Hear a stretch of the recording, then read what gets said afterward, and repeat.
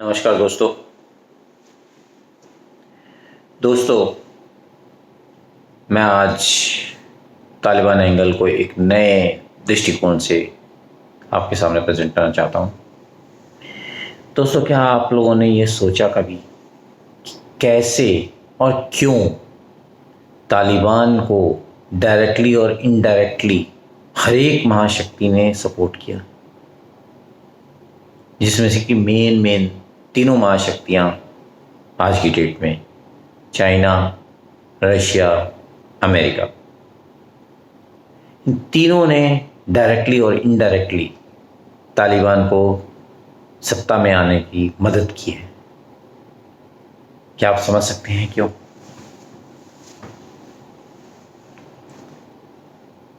उसका कारण है भारत, और भारत का वो एक सिंगल एंटिटी, सिंगल शख्स, जिसको कि आज विश्व भर में सबसे लोकप्रिय नेता माना गया है, जिसने कि अपनी पहली स्पीच में लाल किले की प्राचीर से टॉयलेट बनाने की बात की थी। उसने आज देश को वहां पहुंचा दिया है जहां जाने अनजाने में बड़ी से बड़ी शक्ति भारत से घबरा रही है। देखिए दोस्तों, कहानी कहां से शुरू होती है? कहानी शुरू होती है चाइना से। चाइना तब तक बहुत खुश था जब तक कि वो बिजनेस तो हमसे कर रहा था $100 बिलियन का, लेकिन अंतर्राष्ट्रीय मंचों पर हर मेन मुद्दे पर हमारा वो अगेंस्ट में वीटो करता था और हम चुपचाप सहते रहते थे, हम रिएक्ट नहीं कर रहे थे। वो पाकिस्तानी टेररिस्टों को के लिए वीटो करता था, हमारे एनएसजी में एंट्री पे रोक लगाता था, हमारे यूएन के जो परमानेंट सदस्यता है उसके लिए वो विरोध करता था। हर इंटरनेशनल फोरम पे वो जहाँ भी पाकिस्तान और इंडिया का मामला आता तो पाकिस्तान को ब्लैटेंटली सपोर्ट करता था, और हम चुपचाप उसके साथ ट्रेड पे ट्रेड बढ़ाए जा रहे थे, और वो उसी ट्रेड से कमाता था, उसी ट्रेड से पाकिस्तान को फंडिंग करता था, और पाकिस्तान हमें परेशान करता था। उसको बहुत समझाने की कोशिश की गई, बहुत बार जी साहब को इंडिया में इनवाइट किया गया, हमारे साहब भी गए, लेकिन वो मानने को तैयार नहीं था। तो भारत ने फिर स्ट्रेटजी अपनी चेंज की, और वो जो कहानियां करते थे कि ये बॉर्डर पे रोड्स नहीं बनाते, नहीं तो उस रोड्स पे हो करके चाइना आ जाएगा भारत में, वो बुलशिट,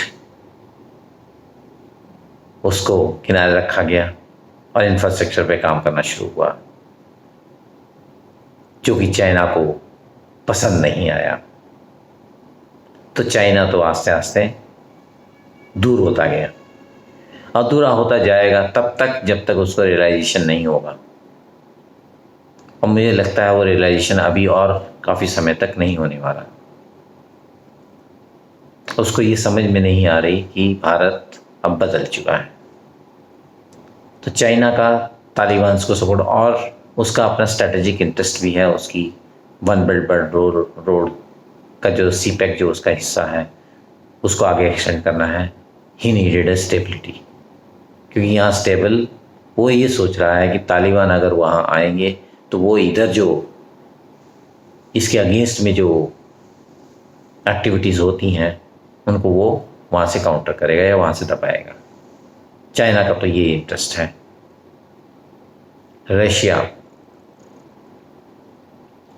रशिया तब तक बहुत खुश था इंडिया से जब तक कि इंडिया अपने कोई भी वेपन्स डेवलप नहीं कर रहा था। 70 to 80% वो वेपन्स खरीद रहे थे रशिया से। रशिया बहुत खुश था कि 70 सालों से इन्होंने कोई एक जेट भी नहीं बनाया, जबकि पाकिस्तान उससे पहले चाहे असम्बल्ड से ही बना चुका था। रशिया बहुत खुश था जब हर छोटी मोटी चीज़ के लिए हम उसके ऊपर डिपेंडेंट होते थे, हम उसकी पॉकेट भरते रहते थे, जो कि इन चाय वाले ने वो भी बंद कर दिया। इंडिया ने पिछले 7 साल में तेजस के ऊपर जितना काम किया है, जितने वेरिएंट्स बनाए हैं, जितने आगे लग रहा है कि आने वाले टाइम पे फिफ्थ जनरेशन पे भी काम हो रहा है, AMCA पे भी काम हो रहा है, तो रशिया को डर सता रहा है। टैंकों तोपों से लेकर के हर चीज़, रेडार्स, हर चीज़ में आत्मनिर्भर आज हो रहा है भारत, तो उसको एक बहुत बड़ी मार्केट जाती हुई नज़र आ रही है। तो इसलिए वो खफा है, इसलिए उसकी दोस्ती थोड़ी थोड़ी पाकिस्तान के साथ, चाइना के साथ, लेकिन उसको ये समझ में नहीं आ रही कि इंडिया उसके साथ केवल, अगर इंडिया के साथ वो केवल एक एज ए कस्टमर ही सोचेगा अपनी स्ट्रेटेजिक पॉलिसी को, तो बहुत बड़ी गलती करेगा। इंडिया आज भी उसको बहुत सारे दूसरे स्फीयर्स में लीवरेज देने को तैयार है, लेकिन वो लॉन्ग टर्म है, शॉर्ट टर्म नहीं है। लॉन्ग टर्म में इंडिया उसके एनर्जी सेक्टर में इन्वेस्ट करने को तैयार है, उसको क्वाड में इनडायरेक्टली घुसाने को तैयार है, और भी बहुत सारे क्षेत्र निकल सकते हैं जिसमें कि इंडिया और रशिया कोऑपरेट कर सकते हैं, लेकिन वो लॉन्ग टर्म है।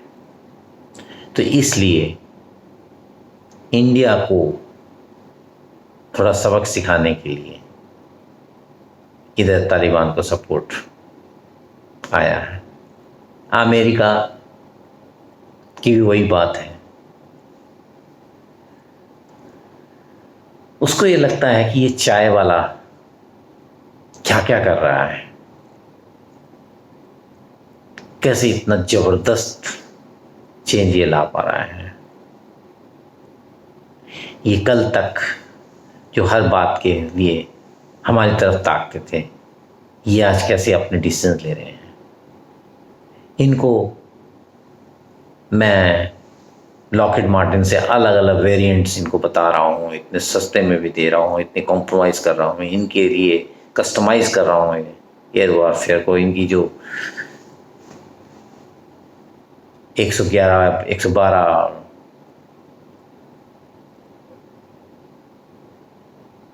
जेट्स लेने हैं, उसके लिए मैं इतने सारे वेरिएंट दे रहा हूँ, फिर भी ये नहीं मान रहे। मैं इन्हें मना करता हूँ तुम S-400 मत लो, लेकिन ये फिर भी ये लेते हैं। क्या है ये, क्यों है ये इतने कॉन्फिडेंट होते जा रहे हैं? चलो इनको करो डिस्टर्ब। ये डिस्टर्ब कैसे होंगे? क्योंकि मैं अफगानिस्तान में बैठा हूँ तो तालिबान दबे हुए हैं। जैसे मैं हटूंगा तालिबान आ जाएंगे पावर में, और वास्तविक बार जब पावर में आ जाएंगे तो फिर ये आगे जाएंगे पाकिस्तान के साथ में और वहाँ डिस्टर्ब करेंगे।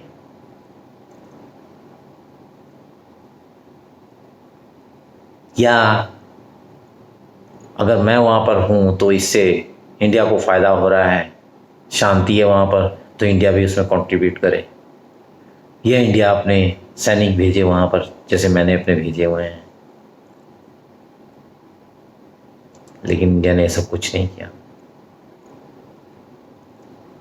बहुत सारी चीज़ें हैं जिनमें वो अपनी तरह से करवाना चाहता है, लेकिन इंडिया वैसा नहीं करता। तो इंडिया को भी एक हमने नासूर तो दिया है, उसी नासूर को थोड़ा बड़ा करते हैं। चलो तालिबानियों को आगे करते हैं। दोस्तों, इन सब के पीछे भारत का स्वाभिमान जो जगह है, जो भारत के हर देशवासी में जो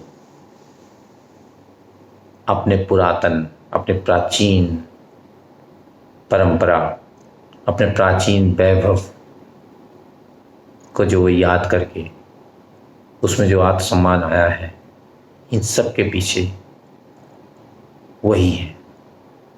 दोस्तों, हर चीज़ की एक कीमत होती है और हम अपने स्वाभिमान की,